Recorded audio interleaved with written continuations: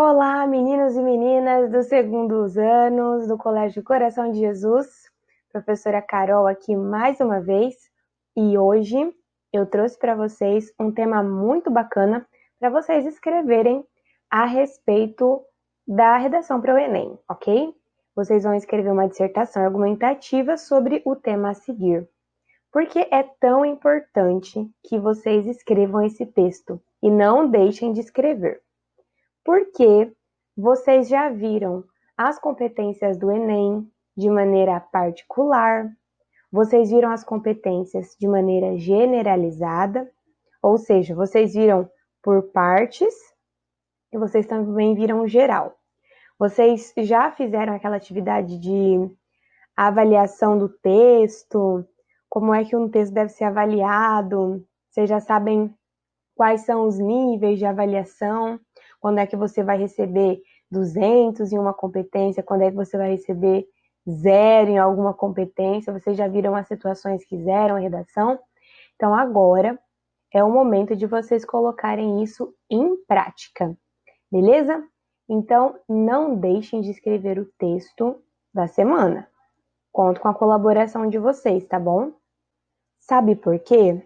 Porque é a partir dessa produção de texto que vocês vão fazer que eu vou conseguir saber onde é que vocês estão tendo mais dificuldade e retomar as aulas que eu achar que sejam necessárias ou fixar pontos que, por meio dos textos que vocês escreveram, eu percebo que sejam ainda mais frágeis, tá?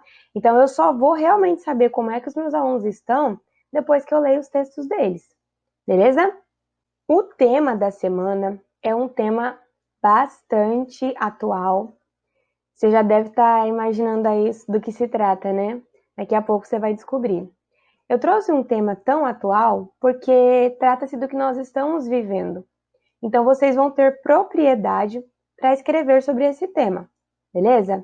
É um tema que, como nós estamos vivendo, vocês vão ter notícia, recurso argumentativo para usar, vocês vão poder conversar com os pais e ver o que eles acham, né? E assim vocês vão conseguir escrever o texto de vocês vão conseguir debater em família e ter mais repertório sociocultural. O que eu peço para vocês é que vocês se atentem ao domínio da estrutura. Por quê? Porque no Enem, a gente sabe que o tema é surpresa. E, por mais que você não saiba tantas coisas sobre o tema, quando você tem domínio da estrutura, você alcança pelo menos 700 mais. 720, 760, que é uma nota boa, tá? Não é o que nós almejamos, mas é uma nota boa, tá? Então, quando você sabe o que tem de ter em cada parágrafo do texto, como é que você deve montar o seu texto, fica muito mais fácil para escrever sobre qualquer tema, independentemente de ter domínio ou não daquilo. Então, esse é o momento de colocar em prática todo o domínio da estrutura de tema que vocês têm. Perdão, domínio da estrutura de texto, tá? Em relação aos textos de apoio, já vou mostrar para vocês, não copiem, tá? Não se esqueçam de que não pode copiar texto de apoio. Ele é apenas para dar um rumo para a sua redação. Só para esclarecer mais uma coisinha, é necessário que vocês mandem essa redação para o meu e-mail, que é esse que está aparecendo na tela, até dia 21 de junho. São quase 2 semanas para vocês fazerem redação. Então, vocês vão ter um tempo bastante alongado, sabe? Um prazo bom para fazer um texto bem feito. E antes que me perguntem, você pode escrever na folha do caderno, você pode escrever na folha oficial. É importante que o texto esteja à caneta, tá bom? E que a foto esteja nítida. Você vai mandar uma foto do seu texto escrito à mão neste e-mail, beleza? Não pode ser digitado. Lembre-se de escrever até o fim da linha, ok? E mais um aviso. Em relação ao título do e-mail, muitos alunos têm colocado codinomes, pseudônimo. Fica difícil eu conseguir avaliar, porque eu não sei qual aluno é, de qual escola é. Vocês sabem que professores trabalham em várias escolas. Então, pensa que tem quase 400 alunos mandando e-mail neste mesmo endereço. eu preciso saber quem é o aluno, de qual turma ele é, de qual escola ele é. Então, por favor, sigam esse modelo aqui que eu estou mandando para vocês. Coloque redação, que é o nome da disciplina, segundo ano, que é a turma, né? O colégio, CCJ, e o seu nome. Eu coloquei aqui um exemplo, né? O endereço do e-mail, né? caroline.ferreirasouza.7@gmail.com e o título, Redação Segundo Ano CCJ, Eduarda Fabiani, que foi a aluna que eu me lembrei na hora. Beijo, Duda. E façam dessa maneira para a gente não ficar perdido, tá bom? Ajuda a prof, para a prof ajudar vocês também. É importante lembrar que nós vamos fazer a correção desse texto online. Então, conforme os alunos forem enviando redações para mim, a partir do dia combinado, dia 21, que é quando se encerra o prazo, eu vou mandar uma lista de horários lá no grupo de vocês. E nós vamos preenchendo essa lista conforme a disponibilidade de vocês, tá? Então, eu vou colocar um horário lá e você vai, escreve seu nome e aí vai ser por WhatsApp. Então, eu ligo para você via chamada, só de áudio. Você tá com a sua redação na mão e eu tô com a sua redação aqui no meu computador. Nós vamos lendo juntos e eu vou apontando os desvios e dou a nota no fim, ok? Agora sim, finalmente, vamos para o tema da semana, que eu sei que vocês estão curiosos. Então, bora comigo? Então, aqui nós temos o texto de apoio e a proposta dessa semana, Desafios no combate a epidemias no Brasil. Eu escolhi esse tema porque eu acredito que vocês vão ter bastante facilidade de escrever sobre ele, visto que nós estamos vivendo um momento de pandemia, né? Que começou como epidemia e virou uma pandemia. E nós vamos ver a diferença entre epidemia e pandemia. Vamos começar então a interpretar esse texto?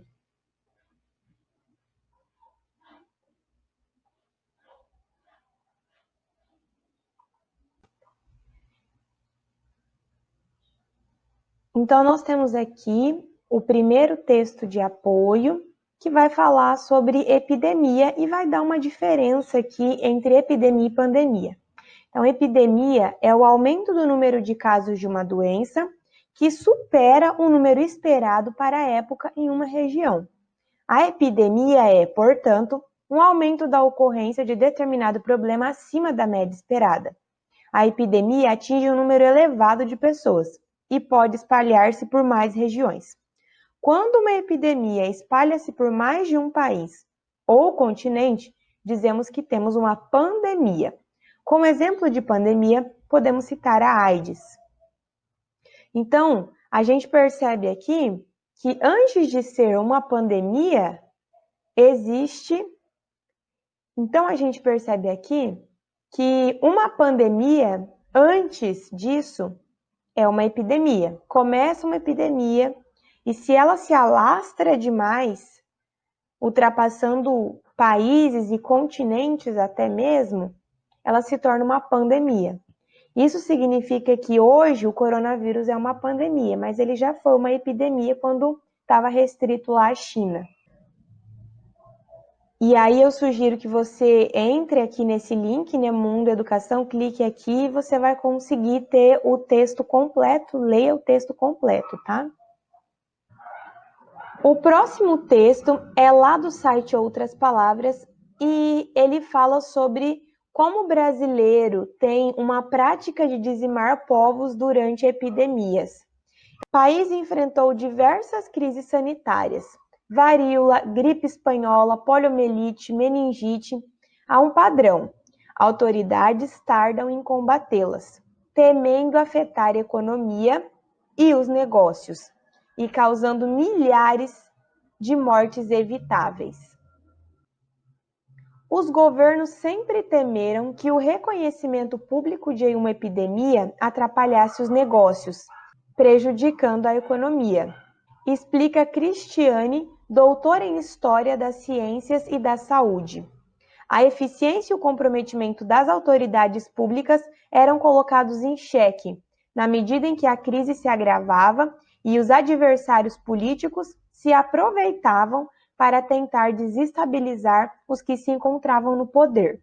Esse texto aqui fala sobre como o Brasil sempre tardou em combater as epidemias com medo de prejudicar a economia, que é exatamente o que aconteceu aqui, né, no Brasil. A gente demorou um pouco para entrar em quarentena e até hoje tem pessoas que não estão fazendo quarentena e isso fez com que o vírus se alastrasse de uma maneira assustadora.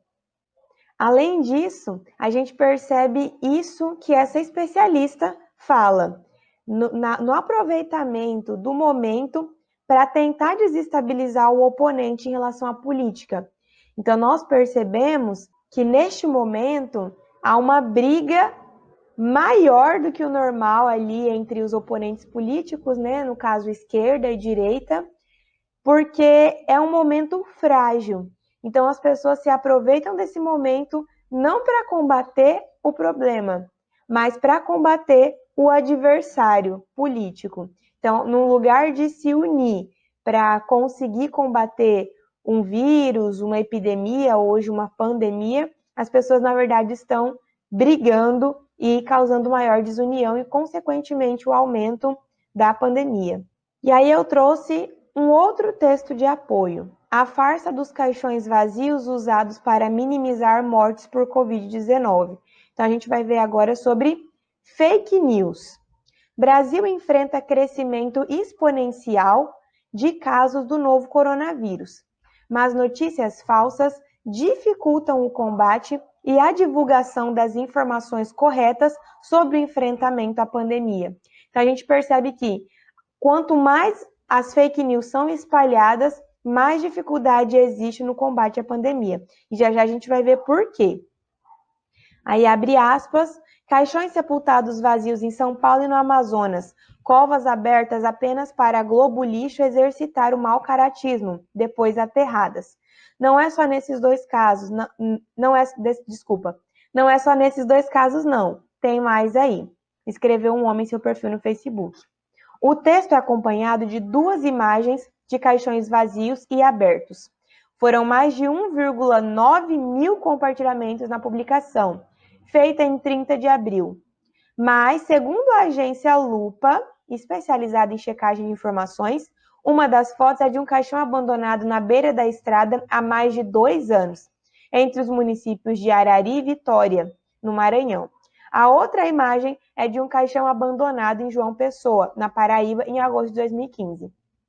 Então, a gente percebe aqui que as fake news, elas acabam prejudicando o enfrentamento a esse problema de pandemia, porque daí as pessoas acham que o número de mortes não é verdadeiro e que, na verdade, é uma grande teoria da conspiração, o coronavírus, e acabam relaxando em relação à quarentena, o que faz com que o vírus ainda se alastre mais.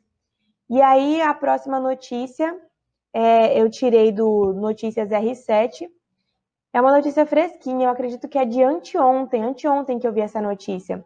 Escola da FAB em Barbacena tem 195 alunos com Covid-19. Já são quase 200 os casos de alunos da EPICAR em Barbacena, contaminados pelo novo coronavírus. A escola, que funciona em regime de internato, não suspendeu suas atividades durante a pandemia. Então, o que aconteceu? Se vocês abrirem a notícia aí, vocês vão ver mais informações.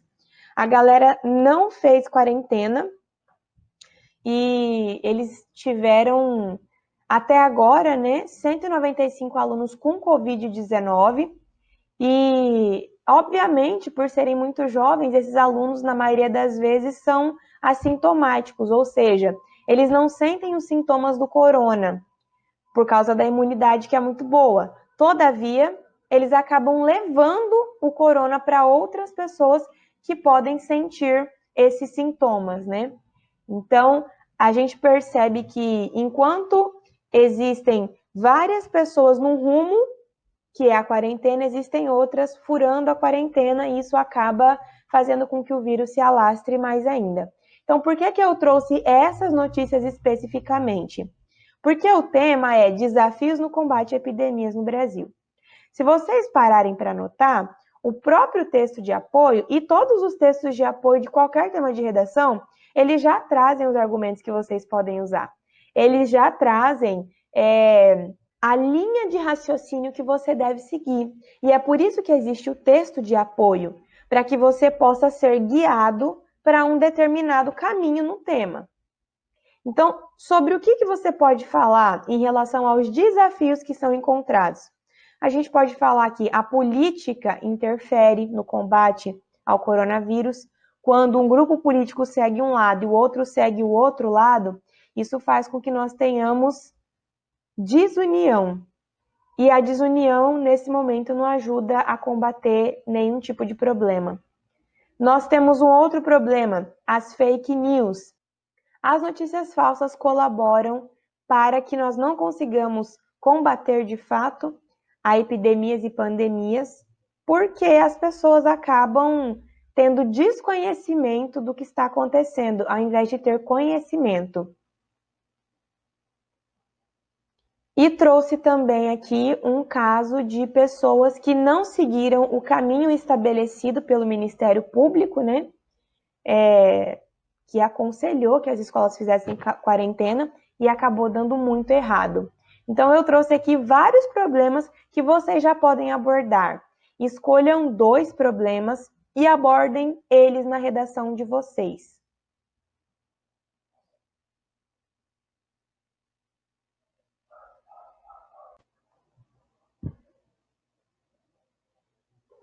Bom, agora que nós já vimos o texto de apoio, nós já vimos a proposta, vocês já sabem sobre o que vocês devem falar. Agora nós vamos falar um pouquinho sobre como é que vai ocorrer a correção dessa redação. Nós não sabemos quando as aulas voltarão, então, para não deixar vocês sem feedback, nós vamos fazer a correção online. Então, conforme vocês forem escrevendo o texto e forem mandando no meu e-mail, eu vou passar uma lista no grupo da sala, agendando horários para nós corrigirmos pelo Zoom. O Zoom é necessário para vocês verem a minha tela. Então, ali na minha tela eu consigo mostrar qual é o erro da sua redação e você vê também como é que você pode arrumar a sua. Então, não deixe de produzir esse texto, é extremamente importante, principalmente para você ter o feedback e saber onde é que você está errando. Então, entreguem no prazo para não perderem a correção, tá bom? Não entreguem fora do prazo. Atentem-se à estrutura, usem a lista de elementos coesivos que eu mandei para vocês.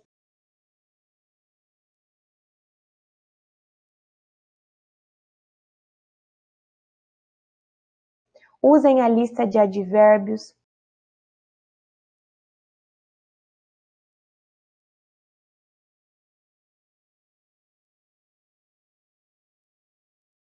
Usem aquele modelo de texto que eu mandei também no grupo lá, todo colorido.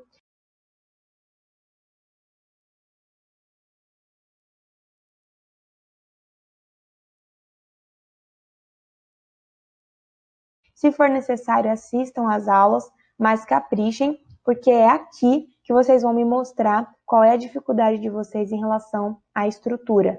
Então, pessoal, gostaram do tema? Facinho esse tema, né? Não deixem de escrever a redação, é muito importante para que vocês consigam mostrar para mim onde é que vocês estão errando, quais são os maiores desvios, para que eu consiga ajudar vocês, tá bom? É como eu disse, se vocês me ajudarem, eu ajudo vocês também. Então, até a nossa próxima aula. Um abração e qualquer dúvida é só me chamar no WhatsApp. Estou sempre por aqui, demora para responder, mas eu respondo. Beijo!